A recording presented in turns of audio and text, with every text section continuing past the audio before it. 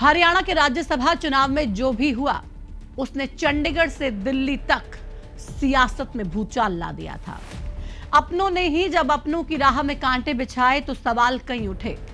कांग्रेस ने अपनों पर ही गद्दारी के आरोप लगाए और अब उन आरोपों पर एक्शन का ब्लूप्रिंट तैयार हो चुका है। करीब 20 दिनों का लंबा वक्त, घंटों की गुप्त बैठकें और एक एक घटनाक्रम का गहरा मंथन। आखिरकार कांग्रेस की अनुशासन समिति ने अपनी सीलबंद रिपोर्ट तैयार कर ली और ये रिपोर्ट हाईकमान को भेज दी गई। इसका मतलब साफ है कि किसे माफ किया जाएगा और किसे राजनीति के हाशिए पर लाकर खड़ा कर दिया जाएगा। इसको लेकर रूपरेखा कांग्रेस पार्टी ने तैयार कर ली है और इसका फैसला अब चंद घंटों में हो जाएगा। नमस्कार, आपके साथ में प्रतिमा दत्ता। आज की इस वीडियो में हम कांग्रेस के इसी एक्शन प्लान का पूरा पोस्टमार्टम करेंगे और हम जानेंगे कि अनुशासन समिति की रिपोर्ट में आखिर क्या लिखा है, जिन विधायकों पर क्रॉस वोटिंग के आरोप हैं उनका अपना बचाव क्या है और सबसे अहम सवाल, अगर कांग्रेस इन विधायकों पर हंटर चलाती है तो पार्टी को क्या नुकसान होगा और क्या फायदा। 16 मार्च 2026 ये वो तारीख थी जिसने हरियाणा कांग्रेस में गद्दारी के घावों को एक बार फिर से ताजा कर दिया था। कांग्रेस के अनुशासन पर सवाल खड़े कर दिए थे। कांग्रेस के अंदर खाने से भरोसे के दावे को उखाड़ फेंका था। जब कांग्रेस के नेताओं ने यह तक कह दिया कि हमें तो अपनों ने ही लूटा, वो तो किस्मत के धनी थे कर्मवीर बौद्ध, जो बीजेपी का एक वोट कैंसिल होने के चलते राज्यसभा पहुंच गए। ये हम नहीं बल्कि कांग्रेस के बड़े नेता कह रहे हैं। हमने बीते दिनों कांग्रेस नेता और पूर्व लोकसभा सांसद बृजेंद्र सिंह से इस मामले पर बात की। उन्होंने भी यही बात को दोहराया। राज्यसभा एमपी बन गए कर्मवीर बौद्ध जी, वो अपनी किस्मत लिखवा के आए थे। कांग्रेस में सेंधमारी की कोई कसर नहीं बची थी, पूरी सेंधमारी कांग्रेस की वजह से नहीं जीते। वो एक वोट जो बीजेपी का कैंसिल हुआ है, उस वजह से वो राज्यसभा पहुंच गए। लेकिन इन बातों के बीच और राज्यसभा चुनाव के इतने दिन बीत जाने के बाद भी ये सवाल बना हुआ है कि आखिर कांग्रेस जिस एक्शन की बात कर रही है वो कब लेगी।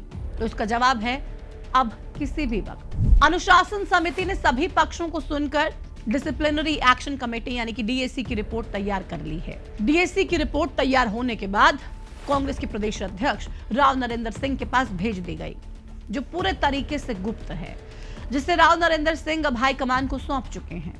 माना जा रहा है कि ये रिपोर्ट सार्वजनिक नहीं होगी, लेकिन पार्टी सूत्र ये बता रहे हैं कि रिपोर्ट में लिखा गया है कि विधायकों द्वारा कारण बताओ नोटिस पर दी गई प्रतिक्रियाओं की जांच के बाद उन्हें निलंबित करने की सिफारिश की गई है।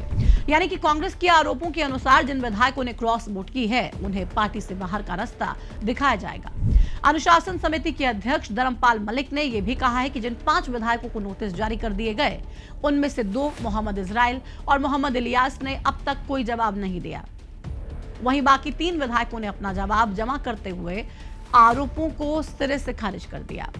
मलिक ने कहा है कि इस मामले पर विपक्ष के नेता और पार्टी के वरिष्ठ नेताओं से भी चर्चा की गई है। हालांकि उन्होंने ये साफ कर दिया है कि समिति की आंतरिक चर्चा या फिर निष्कर्ष को सार्वजनिक नहीं किया जा सकता। यहां पर ध्यान देने वाली ये बात है कि मोहम्मद इजराइल और मोहम्मद इलियास को छोड़कर बाकी बचे 3 विधायक क्रॉस वोट को महज आरोप बता रहे हैं। नारायणगढ़ से विधायक शैली चौधरी, साढ़ौरा से रेनू बाला और रतिया से विधायक जरनैल सिंह ने आरोपों का खंडन किया और कहा कि उनके नामों को बेवजह विवाद में घसीटा जा रहा है। उन्होंने पार्टी उम्मीदवार के लिए ही वोट दिया था, लेकिन इनके अलावा 2 विधायक ऐसे हैं जो खुलकर कांग्रेस को अपने बागी तेवर दिखा रहे हैं। पहला नाम हतीन विधायक मोहम्मद इजराइल।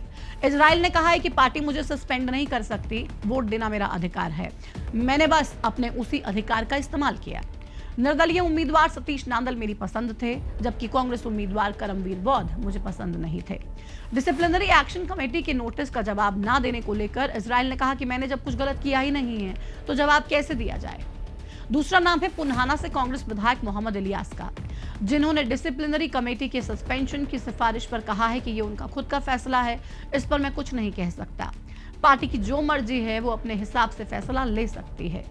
क्रॉस वोट पर पूछे गए सवाल पर इलियास ने कहा कि जब सबको पता चल ही गया है तो इसमें बताना क्या है।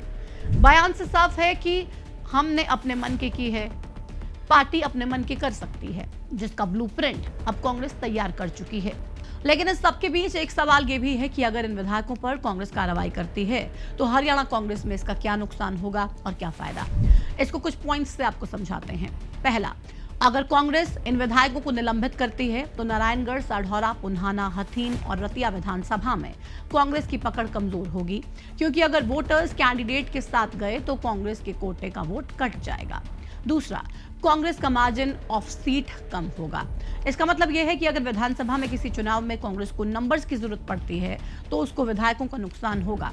अभी कांग्रेस के पास हरियाणा में 37 विधायक हैं और अगर ये गए तो 32 विधायक होंगे, यानी कि 5 विधायकों का सीधा सीधा नुकसान। और चुनाव में एक वोट की वैल्यू भी कितनी बड़ी होती है पार्टी ये बखूबी समझ चुकी है। जैसे अभी के राज्यसभा चुनाव में हमने देखा, एक वोट से ही महज करमवीर बौद्ध जीत पाए। तीसरी चर्चा है उपचुनाव की। अगर इन विधायकों ने कांग्रेस से इस्तीफा दिया तो उपचुनाव होंगे, जिसमें कांग्रेस को फिर से पूरी मेहनत दोबारा से करनी पड़ेगी। उपचुनाव की स्थिति में होंगे ये भी आपको बताते हैं। तो जब इनमें से कोई भी विधायक कांग्रेस को छोड़कर किसी और पार्टी को ज्वाइन करेगा या फिर खुद से पार्टी की सदस्यता से इस्तीफा देगा, तब दल बदल कानून लागू होगा। विधायकों की सदस्यता चली जाएगी और उस सीट पर उपचुनाव होगा। अगर पार्टी इन्हें निलंबित करती है और ये किसी पार्टी में नहीं जाते, एक निर्दलीय की तरह काम करते हैं, उपचुनाव फिर नहीं होंगे और इनकी विधायकी बनी रहेगी। अब इस कार्रवाई से कांग्रेस को क्या फायदा मिलने वाला है, इस पर भी बात कर लेते हैं। पहला, कांग्रेस एक सख्त मैसेज देगी कि पार्टी से दगा करने वालों को बख्शा नहीं जाएगा। दूसरा, हरियाणा के वोटर्स के बीच की बात जाएगी कि कांग्रेस ने अपने पुराने इतिहास से सीख ली है और एक्शन लिया गया है।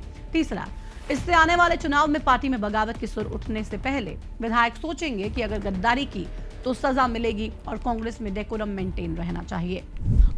आपको क्या लगता है, क्या कांग्रेस ऐसी कोई भी कार्रवाई करेगी जिससे कि वाकई में एक मिसाल पेश हो पाए? क्या आने वाले समय में कांग्रेस के विधायक और खुद पार्टी इसको लेकर कोई सबक लेने को तैयार है? क्या पार्टी आलाकमान इसको लेकर गंभीर है? अपनी राय कमेंट सेक्शन में जरूर दीजिए। फिलहाल इस वीडियो में इतना ही। नमस्कार।